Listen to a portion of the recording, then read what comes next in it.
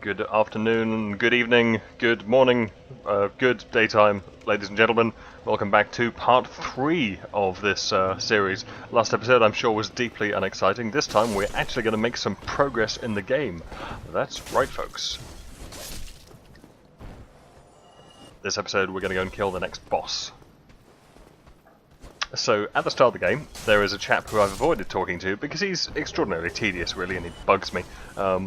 He is actually killable, which can be quite satisfying, but I just didn't want to take him quite at the moment.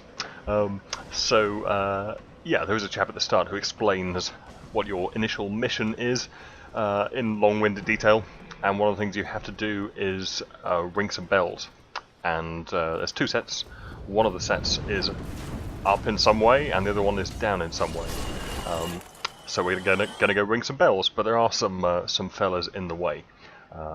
Now, this area you can skip. There is an alternate route round here, which is much simpler, but it is kind of tedious and involves rats. And I'm not fond of rats. I've killed those rats so many times because rats are a good source of humanity. So instead, I'm going to wrestle a dragon. And when I say wrestle, I mean run like a girl. So he's busy flambeing the bridge. We're going to dive in here. Wait for him to decide to fly up because I'm not there anymore, and then beat him using game mechanics. So I'm just going to grab this bonfire, light the bonfire, reset everything. This is the more pleasing direct route. You also get a nice bonfire. Admittedly, it's only a stone's throw from the previous one, yeah, it's still quite handy. I just like killing these guys. There's actually a really nice sword here. The Claymore is a fantastic weapon. My first character used that very successfully for a period. It's also very stylish. The way your character holds it just looks cool, frankly. Well, I think so. It's good. But and these guys they're just asking for a stabbing. They are slightly harder than some of the other. Not much, but they're fractionally tougher than some of the other chaps we just fought. More akin to the guys we'll fight momentarily. It's all very violent. Back to the bonfire, because why not? Now this section coming up, you can do in a forward sort of sensible fashion. I think I'm going to cheat here, or at least do my best to, and take the quick way. So actually you tend to get spotted here, and then you're forced to take a longer route once they spot you, as they essentially close the portcullis. That's going to make things annoying for you, and you'll have to circle round and open it later. I'm just going to sprint through these guys while getting shot badly and get through there. I'll let him drop that because it'll give me some breathing space, and then I'll get stabbed, because that seems like the best plan at this point, really. Got to be careful here. If you go too far up this slope, it's just going to get worse. Middle centre of the slope, you can easily pull a mob who I don't need to fight at all, and is bloody awkward. Bloody awkward.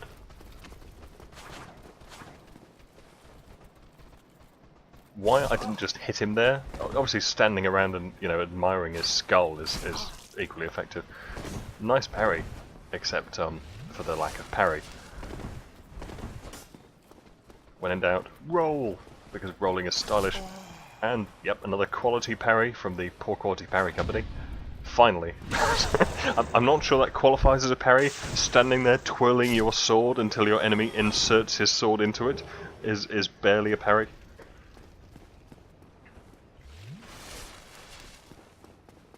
Yeah, so if you run up through that doorway, you can kill some guys who don't really need killing. This fellow, on the other hand, I'm just going to lay into, and I should have probably kept laying into him because he's just a bastard. With his smug shield hitting techniques. He's actually, I mean, he's not that bad. I just don't like fighting him at this point in the game.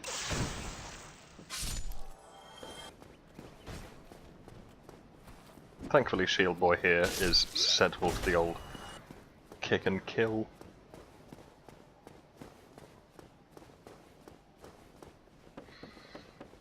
And you wouldn't know it, but we are very close to the next bonfire here, which is just down to the right from here. You can sprint through these guys and just go straight to the bonfire, which isn't actually a bad idea if you've had some trauma further back.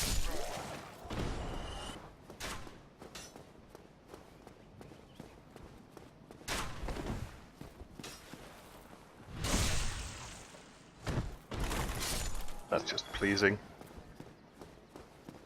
So we'll step in here, we'll deal with a non-respawning mob. Actually, have I killed him before? I must have been in here before.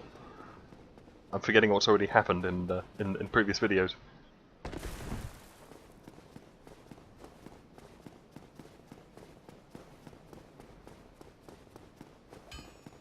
And now back to the bonfire, which I shortcutted my way to previously at the start of the game. It's one of my favourite bonfires, probably because it's near the smith. And we've been disconnected, but that's fine. You can play Dark Souls offline, despite the fact that it makes protestations about insisting that you should be online and so forth. It's actually fine, and it can be quite pleasant. If you feel like calling in some help for a boss and you really don't feel like interacting with other players, assuming that help is going to be NPCs, you can still go human summon NPCs while offline. It's kind of, I suppose it's perhaps bad form, I don't know, I do it from time to time. Well, you seem to be doing all right. Need anything forged?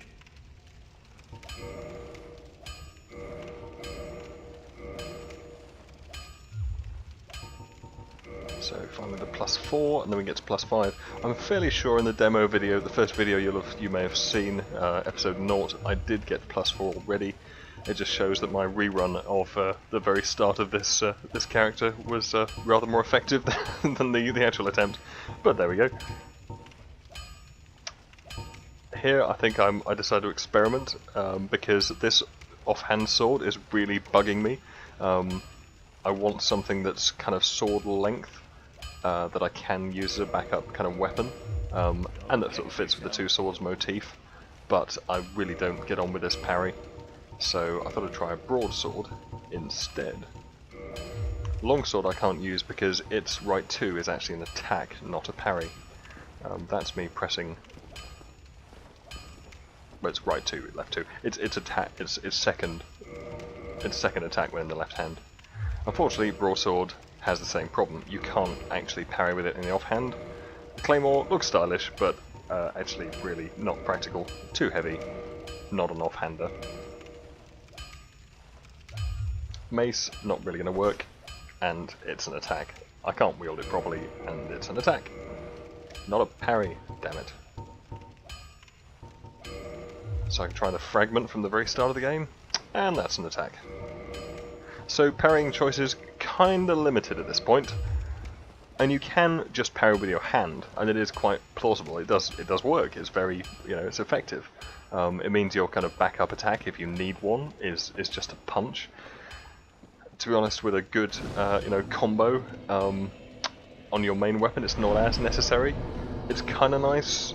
It seems to be kind of nice, having played around with this a little bit before this sort of sequence of videos, to have an offhander and a main weapon that run at different speeds. So if you've got a really quick, main hand and a slow offhand, it's quite nice, and vice versa, particularly vice versa. Yeah, I tried some. You can buy cestus, sort of punch daggers. They are quite satisfying to work with, though really, really low damage. You have to upgrade them a lot to get them just to the same level as an unupgraded sword, but you do have a really nice sort of offhand with that, because you have a really quick series of punches that's great for just keeping enemies off their guard. It just keeps them from attacking with some mobs. There's quite a few where first hit they take, they will just stop what they're doing, so if you can just keep punching them and doing a few damage, you can stop them doing anything. But I don't know. I don't quite like the look for this playthrough of a cestus in the offhand or a weaponless offhand. I might end up going for a weaponless offhand, but it doesn't really go with ambi. I kind of want to go for ambidexterity. So here, really not sure what to do with points. End up sticking them in the the stalwart vitality and endurance, and then sticking some in faith on the basis that I think I'm going to want some more faith later, and it somehow feels better to stick points in faith now while experience is cheaper, as there is a curve in terms of XP as you go up the levels, so everything gets more expensive. Somehow it feels harder to justify heavily investing in faith when XP is more significant later on. General faffing. Deselect the crap I don't need.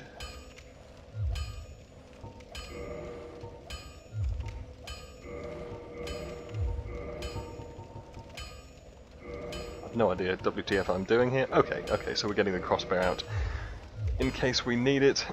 I think I was thinking of buying arrows, but I think I end up just buying a Titanite shard because it costs pretty much the same as the XP I've got. Oi, where are you off to? Again, we're pre-boss, so I'm just ditching the XP that I can ditch, because I'd rather use it than lose it. So, to the boss, via really irritating enemies. The first time you do the sequence, the boss, this next boss is actually really fun. This little jog to the boss, the first bit I like, killing these guys, very pleasing. But the next few, I just really kind of piss you off, frankly. It's fine the first, few times. Once you start getting up, on your first playthrough, you may well find that this is far easier if you play this than I do. Or, if you're a Dark Souls player, you doubtless will have found it easier than I did. Yeah, the next few jogs is just a bit painful.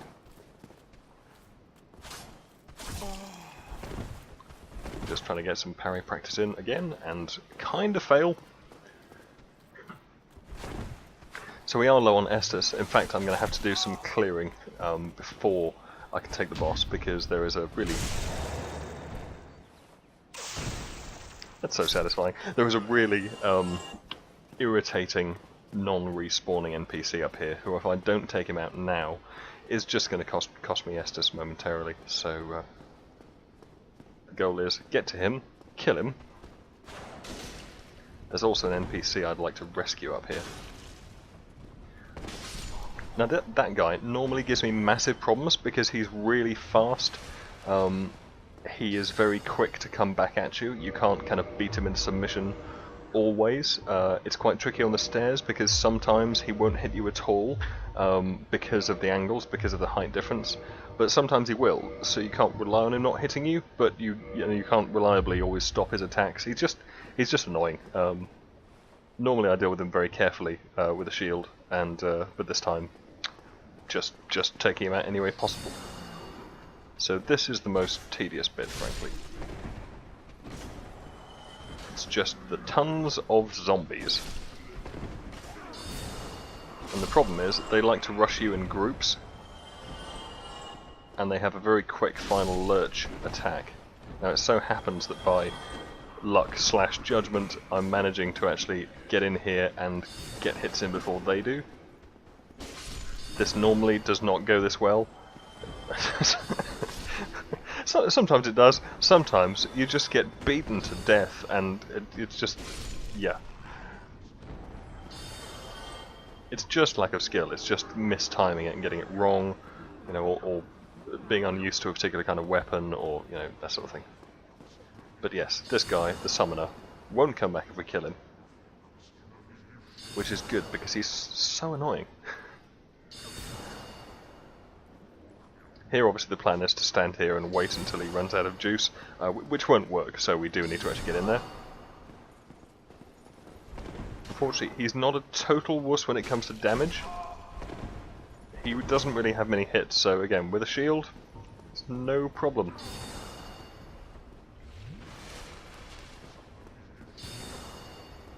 Now, with a shield, you can dive in, couple of ducks, shield block, kill him. So just trying to get in some open space here.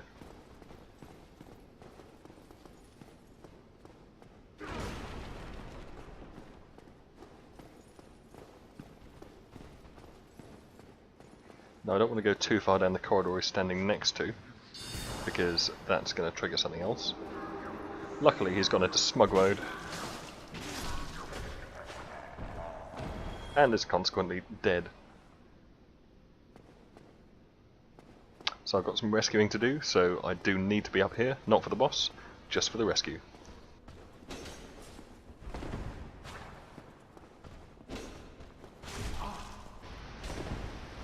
Same style of guy as on the previous stairs, same problem.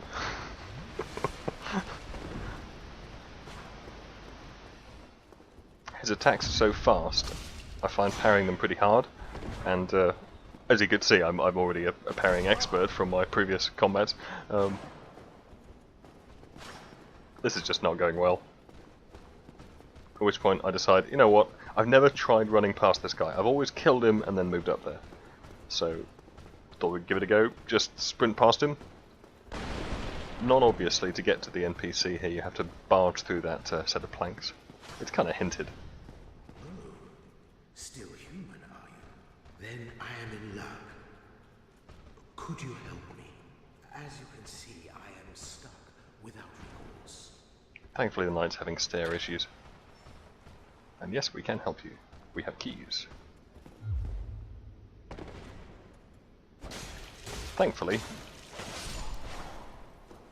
I recovered slightly quicker than he did falling off there, so we'll just kill him. Thank you. Yes, sincerely. I am Knight Lautrec of Karim. I truly appreciate this. And I guarantee a reward. Only later.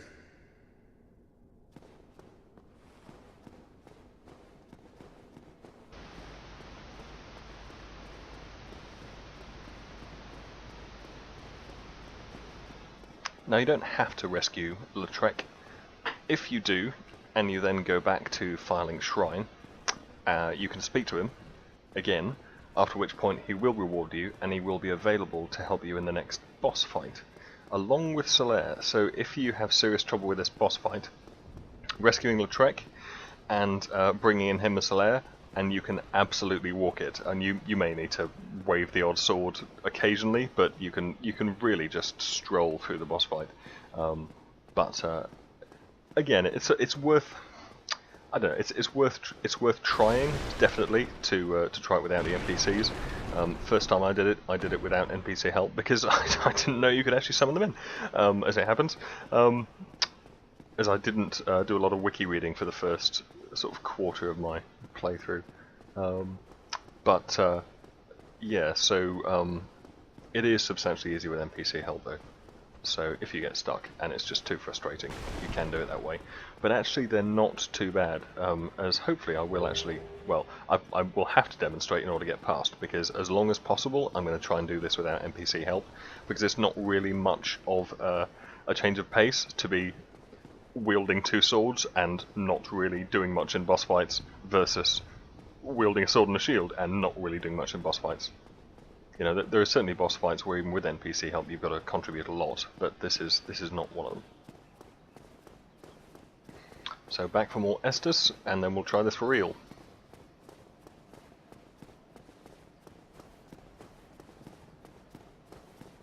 So at this point I've decided to go back to Firelink, just in case I want to bring in Lautrec. I'm not quite sure why, because I've already decided I'm not going to, but I feel like I want to. It does save killing a couple of guys coming in this way. You can avoid killing the 3 guys between the blacksmith and the tower.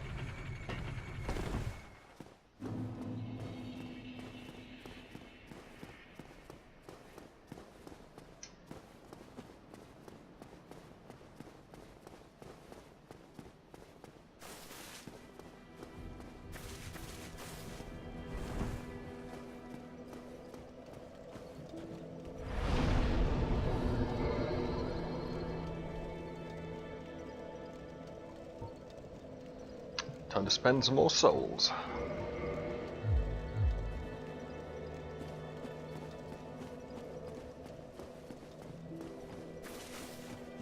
And here's the trick. Ah, hello there. I have your reward. Please, accept it.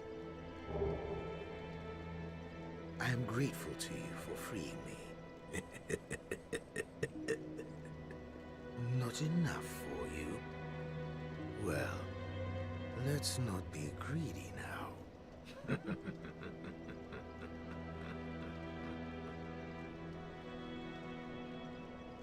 By the Lords, your face.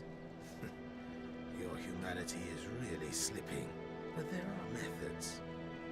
Most fools have more humanity than they know what to do with. Now, who do you imagine will make the best use of it?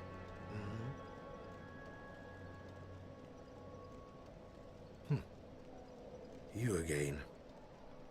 What is it? Our futures are murky. Let's not be too friendly now. They are indeed murky. Lautrec is both handy and... well...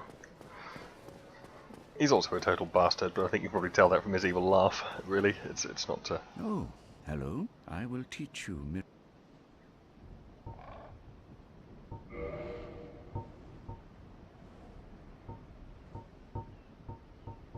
Don't know what I'm doing here. I'm well aware that there's nothing here of value. The effect.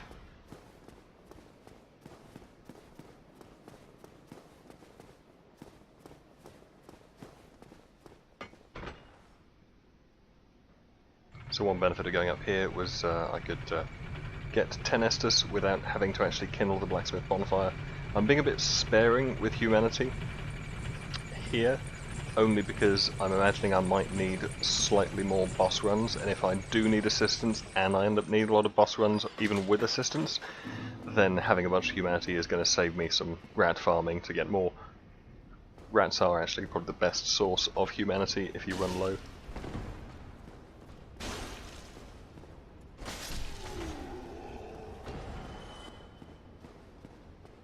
Again, I'm not sure why that guy was so easy this time round. Maybe I'm just normally dumb and completely fail. So again, something I haven't tried before. I'm just not going to fight these guys.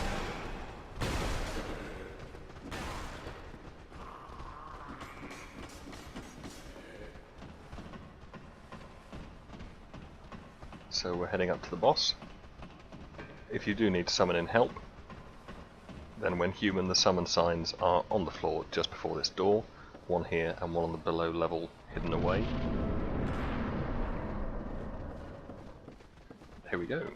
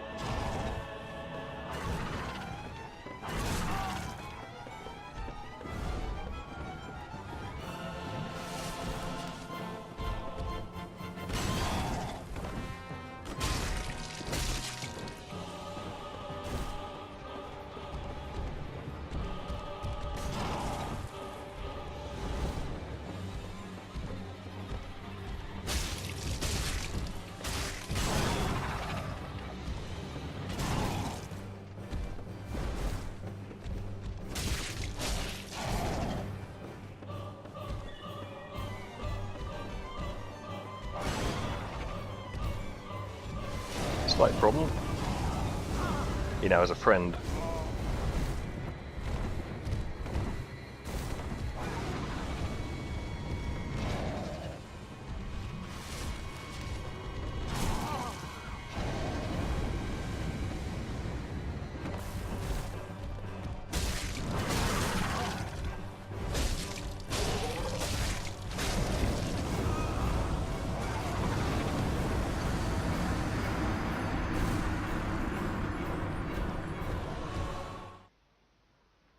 So that was seriously ineffective, but was kind of getting back into the swing of it there. Normally, as I say, first time I fought these guys, I probably took me 20 runs, something of that order, to get killing those guys down, as they're pretty much the first really challenging boss that you actually get to fight. And there were 2 of them, which is something of a surprise.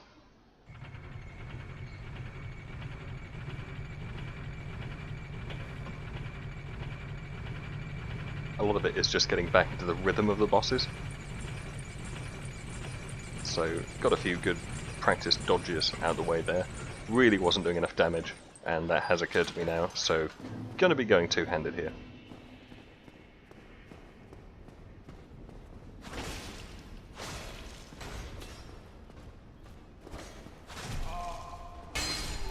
There's no reason to take damage there, that was just bad play.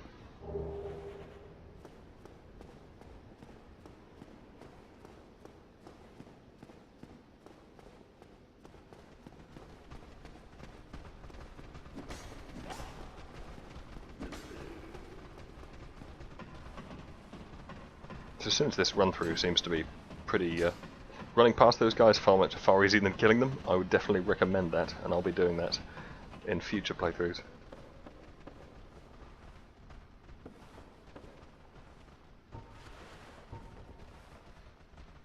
And here I'm trying to work out if I can get my heals out in time, but not ready. So let's try again, with actual damage.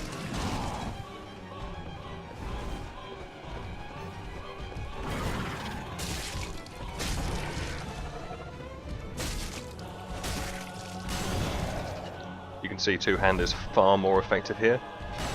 The main problem with this guy is once you've got him down a bit, you've got to finish him because his friendly is out quite quickly.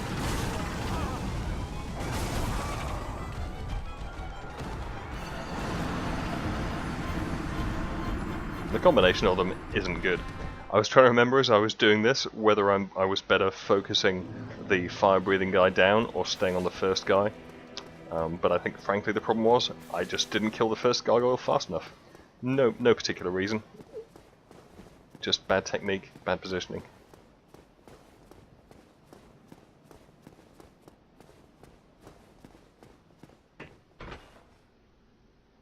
Again, I'm not used to doing this run from Firelink to this boss. I normally go from the blacksmith, and it is faster, especially with the run past. I wouldn't run past this first night on the stairs.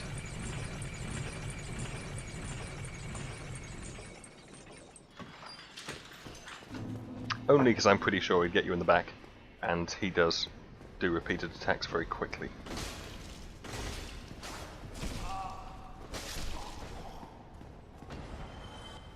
Slightly better, still no real reason to get hit there.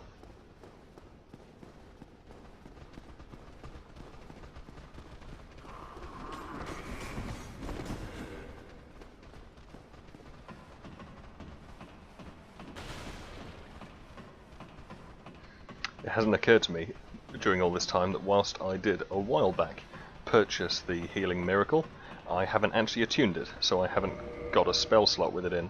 So even though I'm going to equip my talisman here, I can't use it because I have no spells memorized, so it's a bit pointless.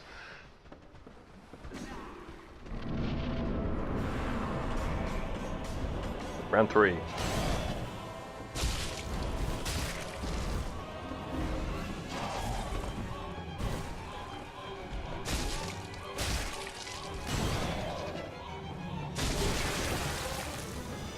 Cut his tail off, get yourself a weapon.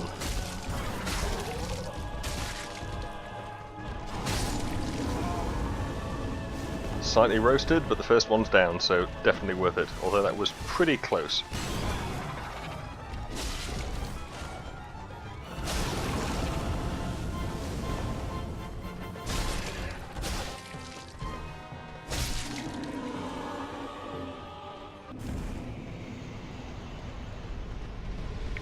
Third time's a charm, so not too bad. Actually better than I was expecting, given I've wussed out of this boss fight so many times and just relied on the help.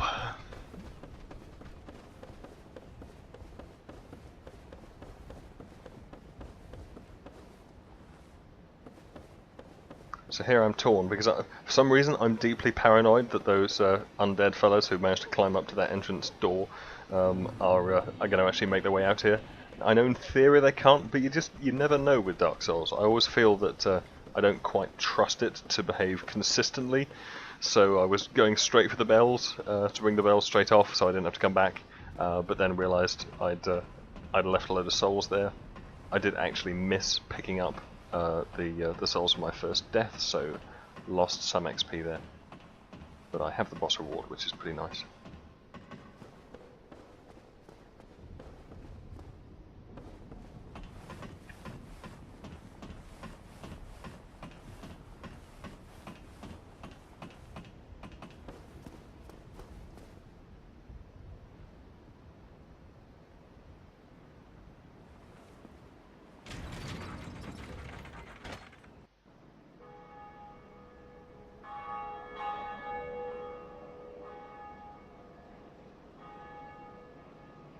Some nice foreshadowing here, as you can see Sen's Fortress in the background there, which we will be visiting later in the game.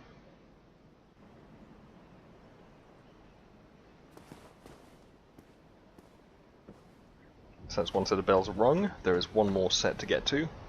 The next set is not as easy to get to as this set. There are some really quite grim areas between here and the next part of our initial objective. Greetings. But Oswald here of Kareem, the park. is somewhat Thou useful. art a friend. For thee, a warm welcome. Cometh thou to confess, but your kings, for indeed all sin is my domain. So there are always two items I buy from this guy. He only spawns once the gargoyles are dead. So I will always pick up a purging stone, because that lets you remove something called toxin, which is an absolute nightmare. That curses you. It lets you remove the curse, sorry, rather than the toxin. There are items you can get that will cure you of the toxin. If you die of toxin, you can end up pretty fatally killed. But there are mobs which will curse you at the same time. So I always like to have one purging stone on me at least. And also the item I just bought, which lets you, the indictment item lets you, if you are killed by another player who invades your world, you can essentially report them, which doesn't cause... How honorable of you. doesn't cause you any out-of-game consequences, but it does mean that that player is then open to being invaded by other people aligned with a group who like to take revenge for that sort of thing. Admittedly, if you are doing PvP, it's probably not going to bother you too much that you end up with a bunch of people in your world. You'll probably enjoy it, but somehow it's still kind of satisfying. It's free. It gives you something to do after you've been butchered by someone who's cheesed you in an unfortunate situation.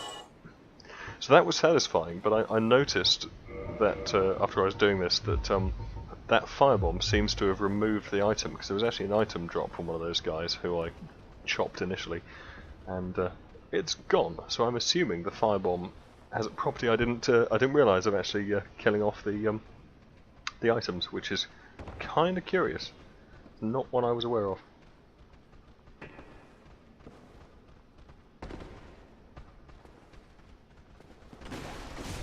And there's a few stragglers.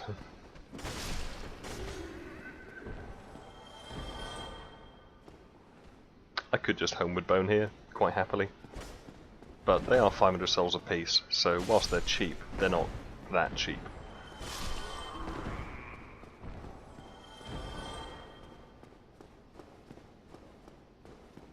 And there is nothing else to kill, so it's a bit of a waste. It's not that long a walk.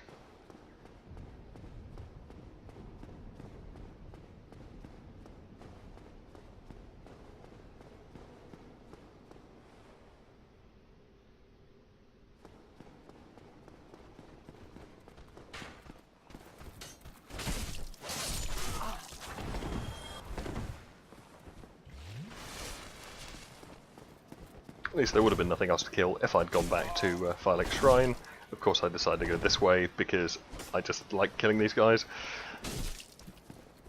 And do I need the parrying practice? Why, yes. Although it is hard to resist sticking them up when they're drinking.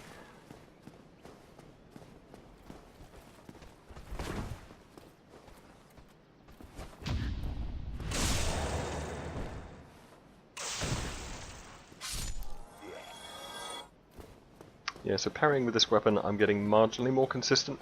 I'd still happily trade it for something with a saner parry window, or the same parry window but a matching animation. That would make me happy, but don't really have the option, so for now we'll carry on.